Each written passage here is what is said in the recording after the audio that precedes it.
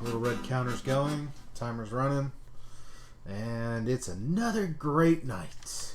Another good night. Oh, it's an earlier night because of some schedule stuff, which we'll get into. But welcome again to another, I guess, fireside chat or late night chat with the Scuba and the Rye. Rye guy. Not very booming, but you know, nights do that. Got to get used to it. I mean, we're wonka.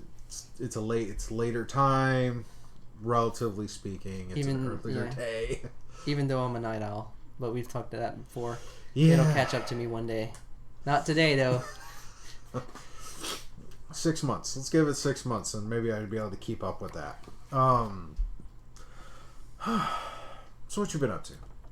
Nothing much. Just work and chilling. Nothing much. It's just work and training. Work and training.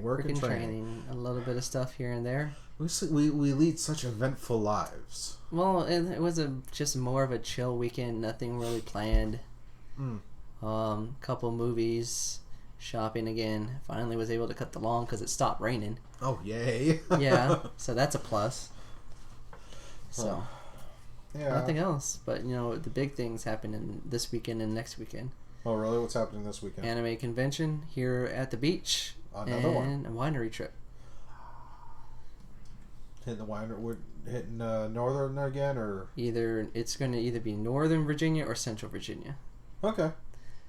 Leaning towards Central because we haven't been there in quite a while, so might want to venture in those wineries again. Well, you know, you got to have that rotation. Oh yeah. You don't want to seem like you're playing favorites. Maybe I can bring my car off the road again like I did before. Well, I can explain this. And I wasn't breaking the rules because I was doing the speed limit. The speed limit. I have ridden in the car with you. I know how you drive. Okay. But your new car is all-wheel drive too, right? Yes. So I can go off-road, so it wouldn't even matter. Yeah. I mean, it's not like my going off-road. But it happened a while back, and I still had the Elantra. And if you know Central Virginia, it's very hilly. Yes. So the roads go up and down. And the speed limit was 60. I was doing 60, and it went up, and it just kept going up. Exactly, because the road goes up, it goes down. My car didn't go down. Oh. It went straight and then down. Were you the only one in the car? She was in the car, too. Oh, she was? Yeah, my girlfriend was, and she was excited. Felt like a roller coaster. Yeah, I wanted to go Busch Gardens now. But I won't ride a roller coaster. You gotta chain me and drag me. See? Probably stick something in my veins and put me to sleep. Well, you know... Yeah, there was the opportunity for a short joke, but then I realized, no, you're definitely tall enough to ride on the ride, so... I know. Well, I have to make sure. I have to make sure. You know, because, you know, they might have changed requirements over the years. I mean, no, because, I mean, I just don't see any way to make any kind of thing that where it's like you can't ride the rides. Well, you're just reasoning out. I'll ride the bench. It's pretty safe, and hold the bags. Yeah, no. You gotta at least do it once. Oh, I've ridden roller coasters in the past. Ridden a lot of roller coasters in my childhood. Don't like it. You're with me, so you're not gonna die. Same topic. Well, we will knock on that door another day because roller coasters hang and sometimes they don't move. There's plenty of videos to prove it. As long as you don't plummet through a flock of slow-flying geese, you should be fine. Like Fabio. Fabio had a real good treat on the Apollo's chariot. What's it? I thought it was Alpengeist. No, it was Apollo's chariot. The first ride. Take a look at it. Okay. Oh, that's right. I'm thinking of the local radio spoof from Tommy and the Rumble back in the day where they called it Alpengoose. Alpengoose. Look it up, people. It is the funniest photo you'll see coming out of Busch Gardens. Goose exploded in Fabio's face. Kaboom! You know, birds of prey turns in birds of slay. Really? You're going to call a goose a bird of prey? Yeah, they preyed on his face. I don't know about that. I think that's a little bit of a stretch. Oh, well. He still had a bunch of ladies around him. Yeah, well, you know. He couldn't see them, though. He survived. That's all that matters. Still funny. It is. It's one of those nostalgic things But yeah, from just the 90s.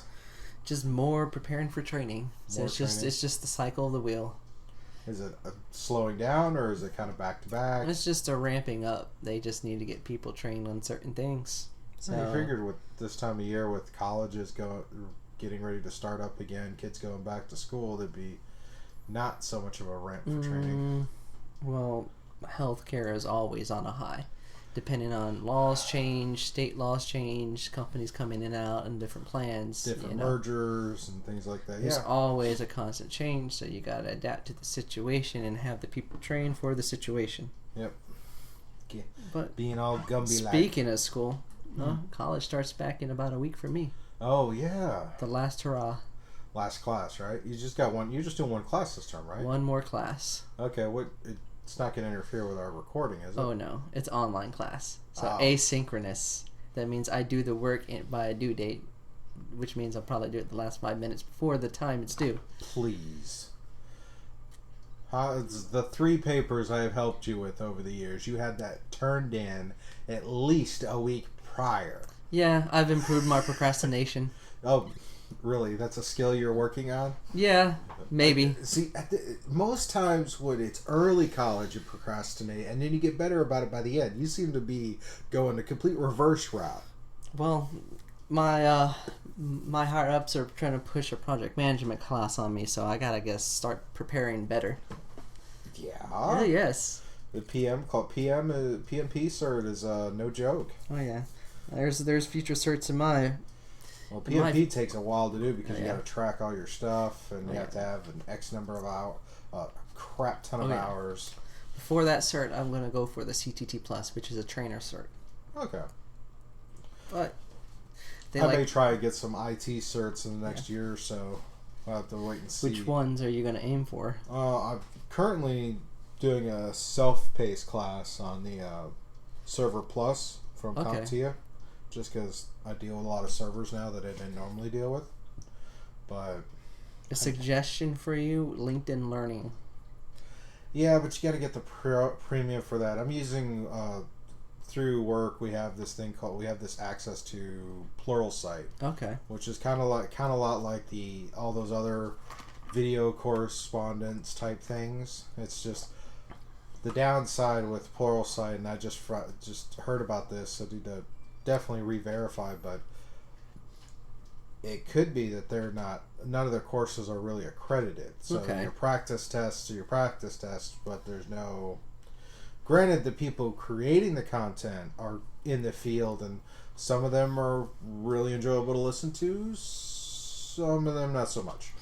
Well, they're pros, so it at least help you improve to get you past the test. Yeah, another one would be going for some Microsoft certification like PowerShell or some things like that.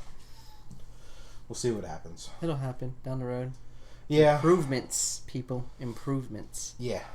It's hey, I'm more worthy to try and pull away. The power of the Scuba. Windows certified. Cha-ching. Oh yeah, but yeah. So that was what you were doing. What I was doing. My weekend last weekend was social. Had dropped my son off at the airsoft field so he could goof off and do that.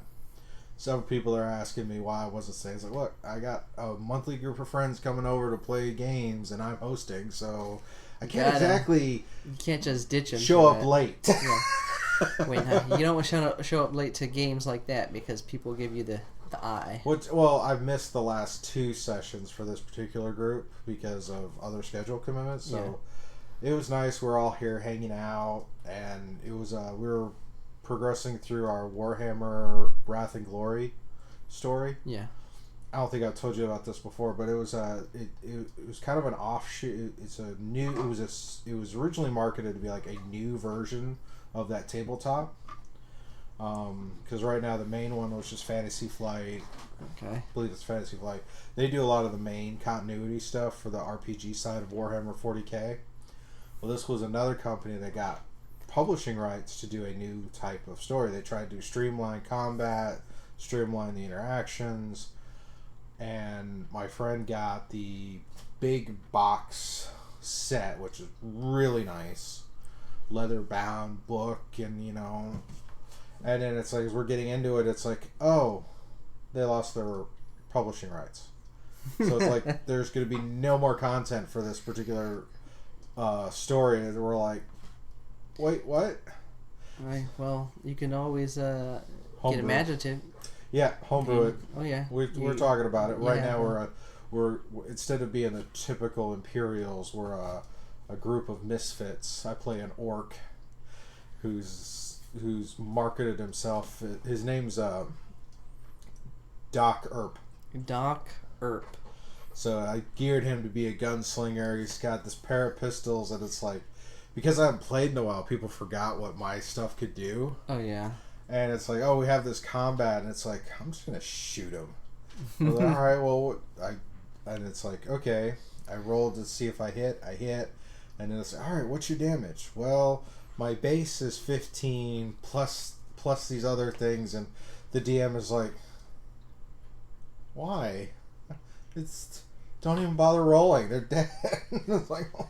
Take one shot. Oops. Well, Yes. let's go. Set of pistols. And Boom, boom. he tried really hard. He had this great encounter set up for us, and he sat there, and we're sitting there facing this encounter, and one of our guys, he's real big on casting fire type spells, sets them on fire. And the DM is just like, oh man. He's just like, he's lost because his whole flow of battle was completely shut down. And I was like, oops. But that was fun. And then Sunday was our twice monthly D&D group, the one where the it's funny because we talked about short jokes. This group is, we're calling ourselves our Agents of Short, because the entire party are short races. How tall is the tallest? Well, a dwarf in D&D is roughly 4.5 feet. I'm still the tallest. All right. But we got halflings and gnomes. It's funny because I'm 6 foot tall. Yeah. Everybody in the group is 6 foot tall. The DM is like this 7 foot giant. Are you trying to? So it's like, okay. Sounds like you're trying to live a fantasy in reverse. Well, it was like, okay, we were trying to think of what to do, and it's like, well, let's all be short races. And it's like, all right. And we went short races, and I play a dwarf, and there's one tall person in our party, and that is my son's character. And we called him Top Shelf. Oh, really? Because he was tall. You could get things off the top shelf. I walked into that one. Let's open the door and fall through, Rye. So we'll call him Top Shelf going forward. But Top Shelf sits there, and he played this tiefling ranger, and he had these. We were last night. We got into this combat because I got my buddy this dungeon master screen for Waterdeep. That's cool. Now the cool thing with this, unlike traditional dungeon screens, is this one is virtually all random encounters, right? Well, that helps, definitely. Oh, yeah. Well, we rolled for a random encounter, and it was, we're walking down the street, and roll our perception test. Our one of our characters, Gene Hackwin, he sits there, and it's like, he looks and sees a sewer grate, and sees a clown asking if somebody wants to balloon. He sits there, casts minor illusion on himself to look like the clown back, and it turns out it was a creature that was in the sewers but too big to come through the grate. So we proceed to deal with it. Top Shelf takes the rations, ties it to a string, tosses it down the gutter, the creature grabs it, pulls him in. He ends up going through the grate and facing this creature, and he has no... Things don't go in his favor. He winds up getting killed. That is sad. So our party has now gone through 2 player deaths. And our DM is just like... He's never had... He's like, I'm not trying to kill you guys. Like, no. We walked into it ourselves. You kind of just picked the wrong door. But it was nice. It was so next time we get together, Top Shelf will have a new character. We're steering him toward a short race and like something that's very simple, run in and kill, like a samurai or something like that. That sounds good. You know, short people with long swords. Well, I mean, we've already acquired a tavern, and you know, have all kinds of crazy shenanigans that go on. Yeah, short people do crazy things. Oh yeah, it's Like fun. Lord of the Rings. Yeah. I live the life of a hobbit. Hairy feet and all. Yeah. Which, interesting tidbit, the original Dungeons and Dragons actually had hobbits. Interesting. Did not know that. They did up until the Tolkien estate sued TCR or TSR. And when they come around sniffing for money, you just kind of bow. Well, and again, this is the 80s. This is when D&D is just getting out there. We're talking first edition stuff, broken as all get out. They had hobbits. Yeah. Tolkien estate sued TSR over that, which that led us into halflings. Yes. So I think we have a couple of halflings in our party, a gray dwarf, and then a couple of gnomes. So it's good. I mean, hey, keep the short people happy. Well, I think we've been talking about how it's like the most fun we've had playing in years. Hey, so that's good. It says something about shortness. Yeah. Keep it pound in the short back.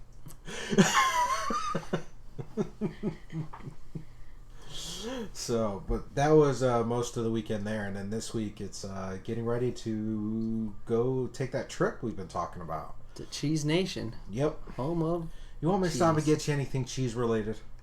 If you find something unique Green Bay Packers related, I'm down. That's what I meant by cheese. I just didn't add cheese head. Yeah, I already have the cheese head, but you know, I've worn it plenty of times when I worked with you. I've seen it. So, yeah, it was we're leaving out to go do that, go visit for the weekend. The party for my grandmother is on Sunday. Okay. So Saturday will be kind of a chill day, hang out with family, socialize, and then Sunday is the big party thing, and then we'll head back. So it shouldn't be too bad. Should have lots of interesting travel stories, I hope. Oh yeah, especially if you driving in that direction. The one time I've driven in that direction, I do realize it's very different, very colorful. It is, and I'm probably going to do the turnpike again. And so I was checking my Easy Pass to make sure it was good. And hey, as long as you have it loaded. Or I have it loaded, but the thing is, I avoid the tolls. Oh yeah. So I thought there was one amount. Then I logged in. Of course, I haven't logged into it in years. And oddly enough, it was still good because I heard something about after 6 months they close it down or some craziness. Like, I don't believe that. But logged in and checked it. It's, oh no, I had less than I thought because somehow there were some toll hits over the last year, about 12 different toll hits. Well, it's possible in this area now. Well, I know some of them were. I was helping a friend move into his house. He and his now his wife had bought out in Portsmouth. So okay. It was 2 or 3 times through the downtown tunnel. That'll do it. Oh yeah. A lot of people forget there's a toll there.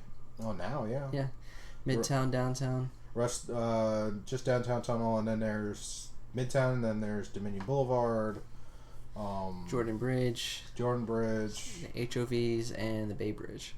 As well as the Chesapeake Expressway once you get past Edinburgh. Oh yeah, but there's a way to get around that one. Oh yeah, well, it isn't terrible. Oh yeah.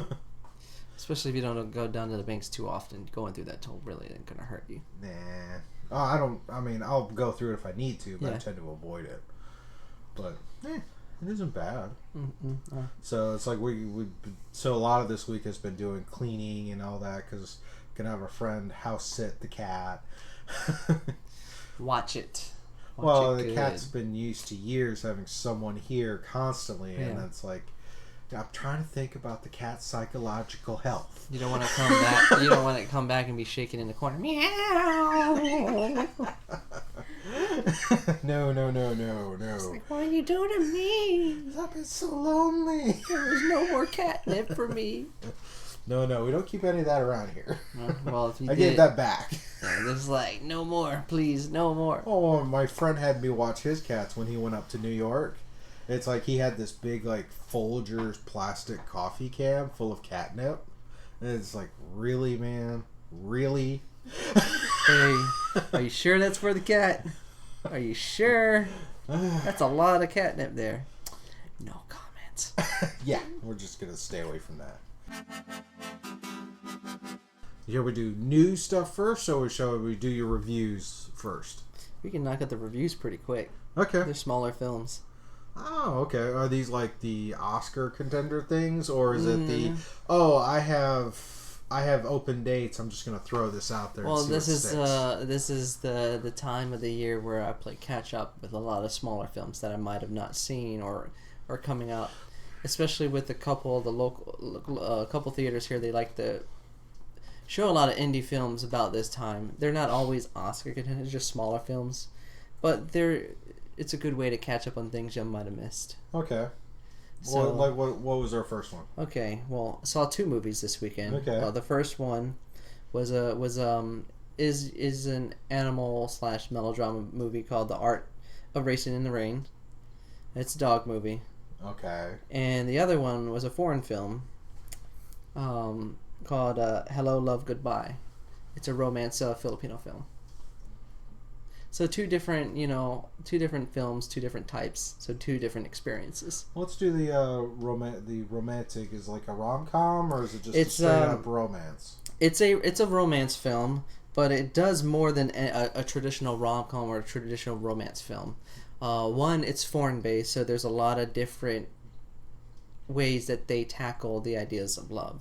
Okay. So that's the one thing you have to go into it knowing that when it comes to foreign films that tackle typical genres of American cinema, it correlates to whatever that culture is. So think back to a very famous French film, Amélie, which is a very popular romance film. Okay. Which they tackle the rom-com bit in a very different niche way, which ties in French culture and its kind of stylings of how they develop characters.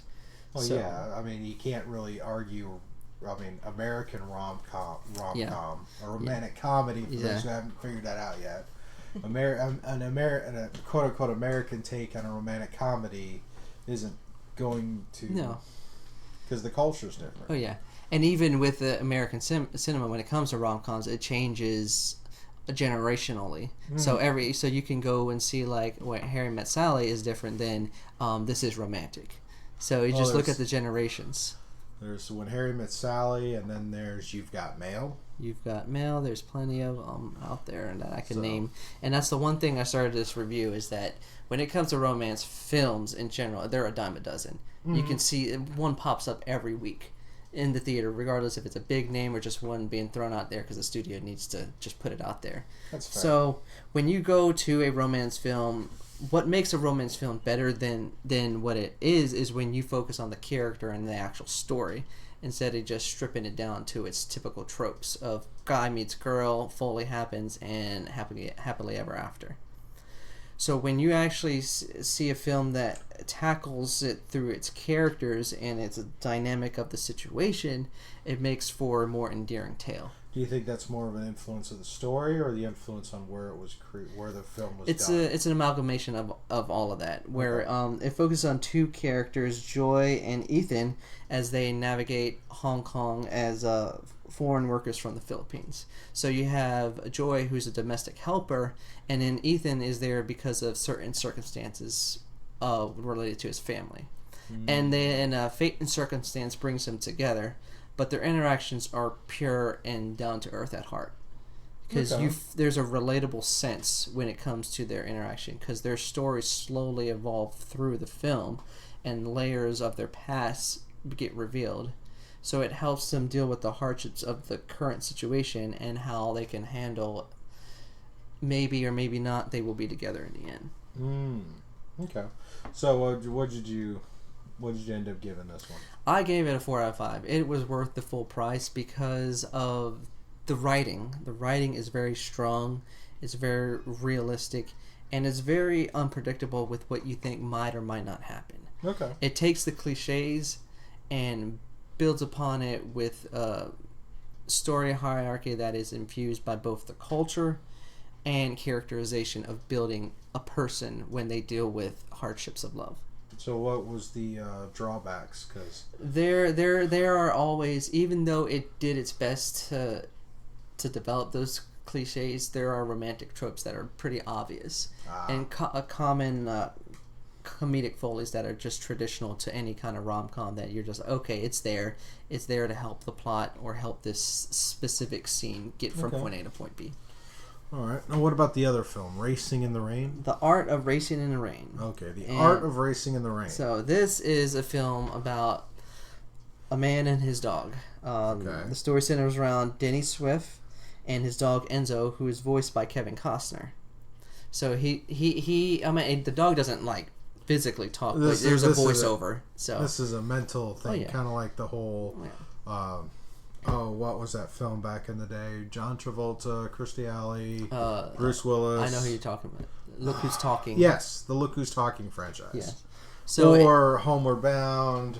So it's in that kind of when it comes to voice over for animals.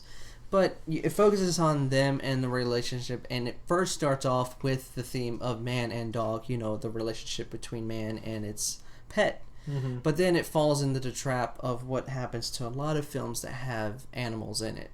So it starts off with the pure sensation of what that relationship and journey could be, and then it drags you into melodrama of everything around in the guy's life. So there's a lot of ups and downs when it comes to dealing with him because he's a Formula One racer, but also at the same time when he gets in a certain relationship, it does play to the melodramatic tropes that are associated with soap operas. So it takes those themes and pushes them over the top. So overly dramatic scenes, overacting, and just obvious scenarios of that this person's going to die, there's going to be a court case. We forgot that this is about a dog and his man. So he just gets pushed aside for all this other melodrama, which kind of drags the film through fragmented plot points and devices. So this is kind of a hot mess. Not really, because every time it looks like it's going to fall apart, here comes Enzo, and here comes the voiceover from Kevin Costner, and it brings you back to what the point of the film is, and it's between Denny Swift and his relationship with his dog Enzo. And the cool thing about it is that it gives you a perspective from the dog and all the situations of, because you know how they say animals have a sixth sense and they can sense different things. So it plays off that idea. So when the film looks like it's going to go over the edge and being terrible, he has these monologues and it's like, okay, this is very sincere. So there's a lot of bad moments, but there's a lot of good, sincere moments. So kind of like a day in the life of a modern era. Yeah. Because, even with our average days, it's like some things, it's like we think our quote-unquote personal film is going one way, and then it goes completely sideways. So even when it's going to fall apart, it does balance out with that wholesome relationship of Swift and Enzo. All right, so what'd this one get? I still said you can see it at the theater, but I would say it at a discount price, so 3 out of 5. 3 out of 5? So it was still enjoyable. Okay. Do you think it has good chances for critic awards? Oh, no. It's going to be out of the theaters and out of people's minds in a matter of a week. Oh. Wow. See, it's so much about the film industry we talk about with your reviews. It's very interesting. Yeah, but there is a couple films coming out over the next couple weeks, smaller films that look like they might be top of the line, might gravitate towards some kind of awards. Well, I gotta ask you, are you gonna do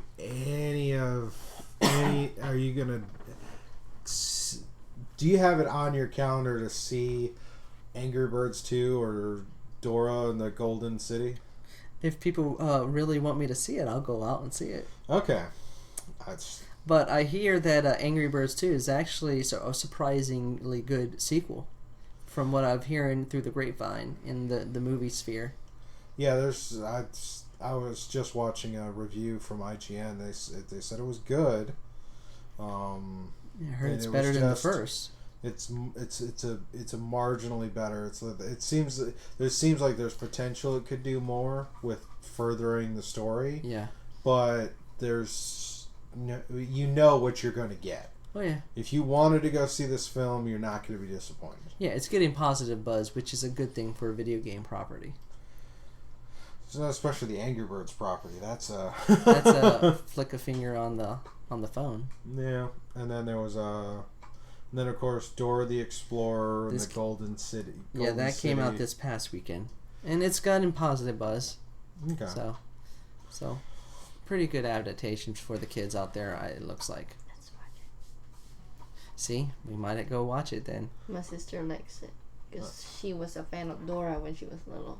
I heard there's a lot of things. There's a lot of callbacks to anybody who watched the cartoon, but it seems like, and I'm curious to see what the thought is. Mm-hmm. I watched IGN's review because if I'm not reading your reviews, I'm watching IGN's reviews, and oddly enough, there's several times it's very parallel in the tone of the opinion. Versus not so, because obviously substance is going to vary, but the overall tone feel has been pretty close. It's just their scale's still 10, yours is still 5. Oh yeah, I have a smaller scale, but it's still the same kind of. Yeah, so there's definitely some back and forth. But yeah, whenever I do a review, I did put out an article last year about how I do my reviews. I never read anything prior. And it's just kind of ironic that when I do come out, a lot of my thoughts are parallel to critics. Not all the time. I'll say about 80% of the time. Well, that's good. If it was 95, I'd be concerned. But my thing is always based on the actualization of the story. So depending on the genre, I'm not going to compare Lord of the Rings to The Departed or compare Gone Baby Gone with Love Actually, because it's two different genres. Comparing stuff that was done in the 80s to stuff that was done in the 2000s. So you gotta always look in context of the situation. So like you said, you watch a film from the 80s, say like 16 Candles, there might be things out in there you might not understand, but you gotta understand that it plays to that era. Well, yeah, it's used in newer films. There's a lot of repetitions. Yeah, but, a lot of repetitions. It's okay because the repetition actually breathes new life for people of newer generations that haven't seen it. So it's still pretty cool if they can knock it out the park pretty well. Oh, yeah. But yeah, there's a lot of smaller films coming out between now and It Part 2 that I want to try to catch. So I haven't watched the first one yet. I haven't even watched the original. I would just skip the original and watch It. Okay. But yeah, they said It Part 2 might be the longest horror movie to date, close to 3 hours. But then again, the book for It is pretty thick, so. Yeah, Stephen King. When was the last time he did a short book? I don't think he has the word short in any of his writings, because all his books are pretty thick. Well, no, The Green Mile was a short story, and Shawshank was a short story. We'll have to go back. So, both of those are technically short stories. But those movies are pretty dang long, too. Yeah. I know on VHS, The Green Mile was on 2. Oh, yeah. It was a long one. Yeah. Shawshank Redemption was good, though. One of my favorites out there. Yeah. All right. So, I guess let's dive into some news. There's news all across the board. Oh, yeah. It looks like it. A variety. Oh, let's I'm kind of curious about this stuff from Gizmodo that you found. Well, yeah, there was a lot of interesting stuff Gizmodo dropped. Okay, take it away. Lead us into it. Okay, well, the one tantalizing thing that I saw on Gizmodo is the one about Adobe dropping a new painting app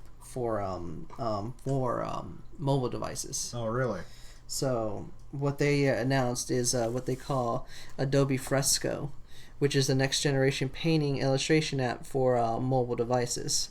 And basically what they're saying is that it harnesses AI smarts to allow artists to work with digital tools that behave and feel like traditional brushes and paint. So with your finger? Mm-hmm. So it's an evolution of doing art on mobile devices. Okay. So they said this new app is going to be a revolutionary for current and future tablets and future iPads. So it's kind of showing an evolution of art from one medium to another and making it more, tangible to the artists themselves instead of just being just an extra tool you use, becoming the tool you use. Yeah. That makes digital media is everywhere. Oh yeah. So there's a lot of stuff you can do on your devices, and that's just another sign of the times. So what's another Gizmodo highlight on our list here? They did talk about that stuff about YouTube and some questionable things. Okay, what's going on with that? It's I skimmed over it. It's talking that if you're a popular YouTuber, you can get away with things, versus if you're not so popular. Yeah, so there's been a lot of complaints coming about. For long story short, there's a lot of content creators on YouTube and a lot of people that have livelihoods on the YouTube platform, no matter how high profile or low profile you are. Yeah. But at the same time, their code of conduct is very variable depending on who makes the money for the company. So you might have racy content, but if you don't have the followers, they might, strip and ban you quicker than somebody that has, 20 million followers and is number one person on YouTube. So the code of conduct and violations are variable to the degree of monetary value. So there's been a lot of complaints coming from majority of the content creators that aren't popular about the way YouTube moderators do things.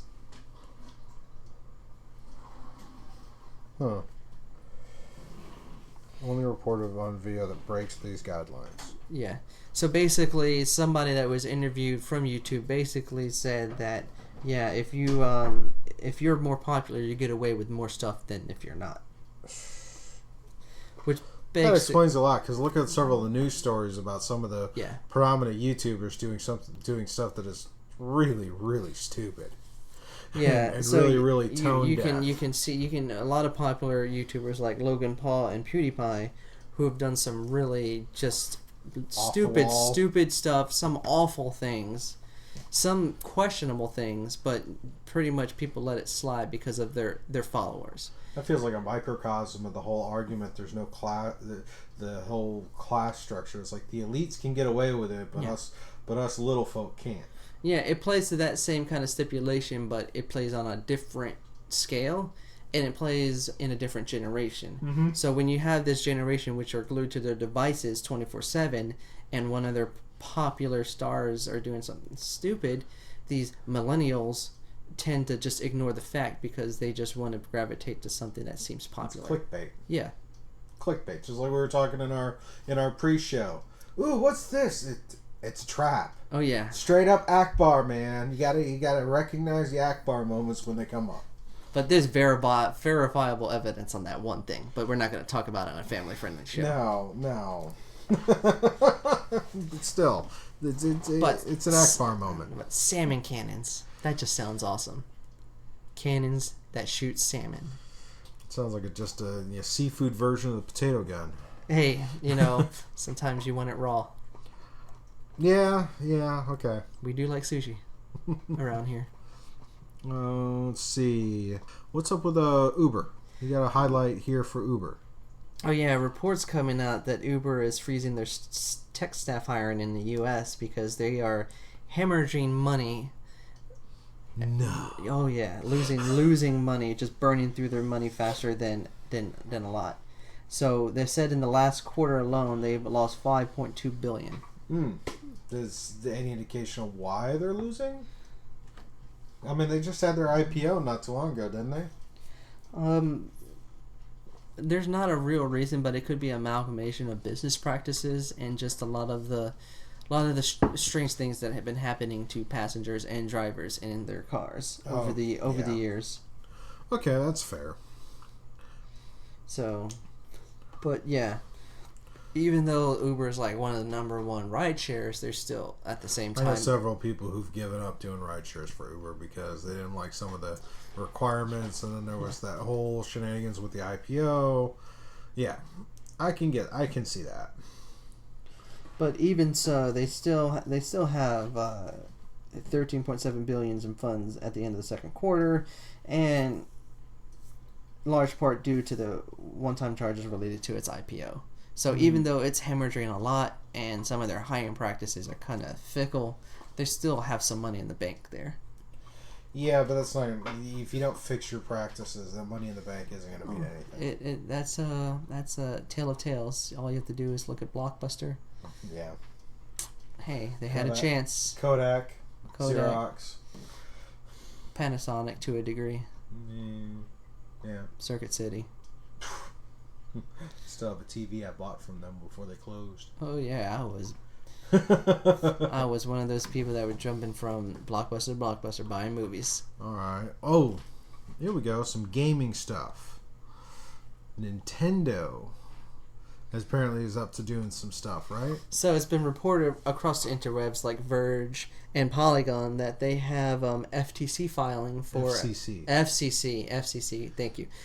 Filing for a wireless Super NES controller for their Switch, which is hinting at maybe that they're going to put SNES games on the Switch, which would be prime because there's a lot of great games in that generation Yeah. And just all you have to do is look at the SNES Classics 22 game list, and it's pretty much top tier games of anybody's generation. Hey, as long as I got Earthbound, I'm in.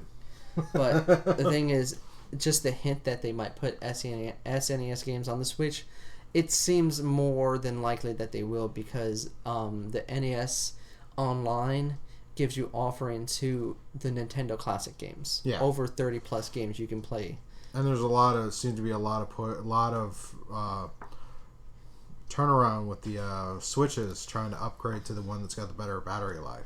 Oh yeah. I think I saw something where GameStop was offering like a $200 credit for any Switch that being traded in toward a newer model. Oh yeah, it just proves another fact that the Switch is going to be a game buster. It's probably going to outsell a lot of the top tier consoles. Right now, the top of that list happens to be Sony. So if they can outsell Sony before the next console drops, oh yeah, that'll be the thing. But piggybacking off a conversation from a previous podcast is like. The Switch is the combination of a gamer's dream. You have that high quality game in a mobile application that is not an iPad or an Android tab. It's not a tablet. It's a dedicated console from the big three. And speaking with a person that owns it and has quite a few of those games on there, I can tell you it is very beneficial. And the fact that they invest in a lot of indie titles, you have access to retro games, not just NES, but like Neo Geo games, and maybe SNES games in the future. It's just going to make people want to buy more. I don't mind diving into some Mario World. Oh my goodness, man. I love Mario World. Yeah. No, I'm still trying to get them hooked up because it's kind of hard to see, but I have all the older consoles. I think it's the Wii is the last one I've got, so... I've got an NES, I've got an SNES, I've got a 64. Oh, yeah. I got a GameCube. I have some of that somewhere in my house. I have a Dreamcast still. Hopefully it works. Plug it in. I don't know. Well, my Genesis doesn't, sadly. No. Just can't. No power. Ouch. But it's okay. I gave most of those games away. So that's fair. Couple movie news, mostly Disney related, since they seem to be clogging up the movie. Yeah, they have like 48% of the box office right now. Oh so, yeah, they're just gangbusters with a lot of films making $1 billion. All right, so obviously yet another update in the saga of The Lion King. No surprise, it is the highest grossing live action release, or quote unquote animated release, depending on who you talk to.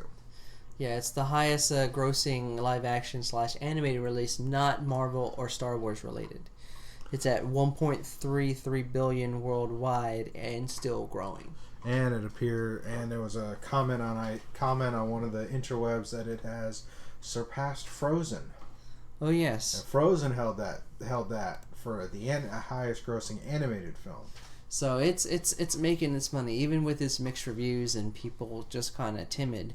It's not keeping people from the theaters of seeing it at all. And just me skimming my own book of face, people are still going and seeing it. There's just something about that story. line. Yeah.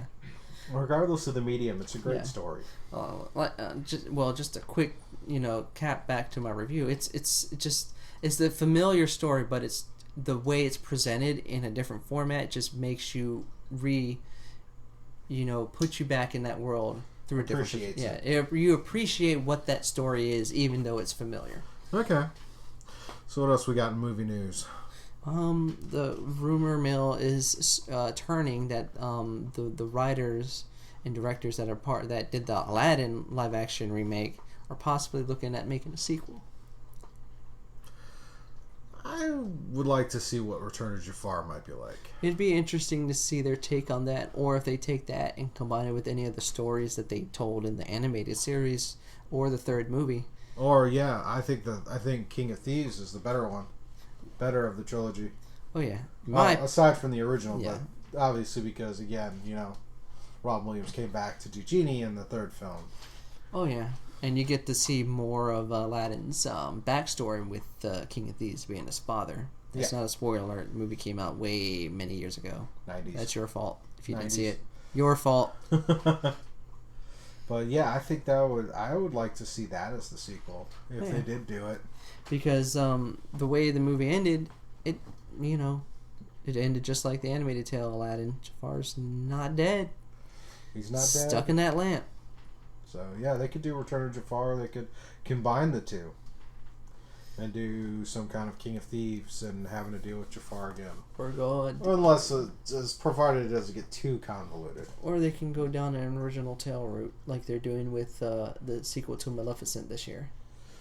Yeah, that came completely out of left field for me.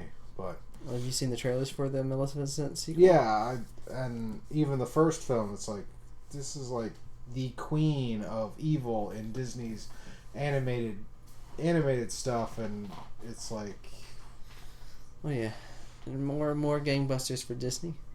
Yeah, Maleficent 2, Frozen 2, and not to mention Star Wars Episode 9. Yeah, Rise of Skywalker. So even if you think Disney is taking over the movie sphere, they're going to still be making a ton of money later. Well, let's see if Rise of Skywalker does any impact to Endgame. My humble opinion, I don't think it's going to touch that number at all. No. It might cross 2 billion, but it's not going to come nowhere near what Endgame did.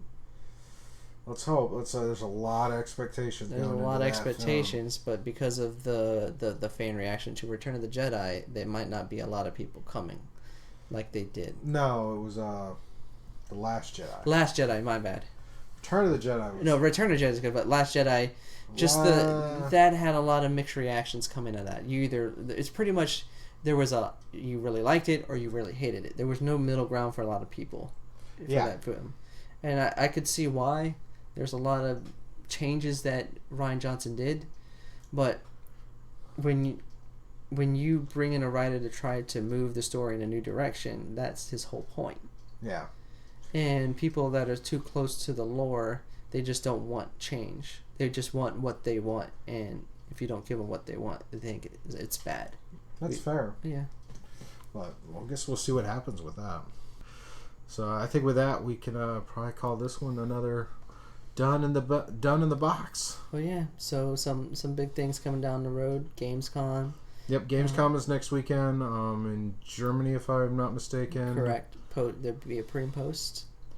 We could try. We try to do pre when I come back because I should be back for us to record. If not, we'll catch it when we catch it. Probably have the third member of our party come join us. Yes. Oh, yeah. That was at the schedule change. I'm gonna go back to bowling league on Thursdays, and which did that a few years ago with our friend Craiglet. Yes. The champ of bowling. Craig plays it off, but this dude can hit every sport at the top of its game. Yeah, which is disconcerting when you hang out with the guy. It's like, really? Okay. But I'm gonna go back to bowling, and so I had to rearrange some of my social stuff, and so we're now gonna do our things instead of on Wednesday nights. We're gonna do it on Tuesday nights, which will help out good for post production as well. Oh yeah. So, good things to come from that. Yeah, more guest appearances. Yeah, that's one of the things is Professor Penumbra could definitely come and join us a little more often and we start getting into some comic stuff because I'm really curious on his take on the Absolute Carnage storyline, some of the other stuff that's been going on. Really want to talk to him about The Boys. Oh, yeah. I really want to talk to him. Well, we'll see if he can catch it before we... Yeah, so you have Gamescom in the future, some bigger movies coming down the pipeline. Yep. The next real big one is It Part 2. Yeah.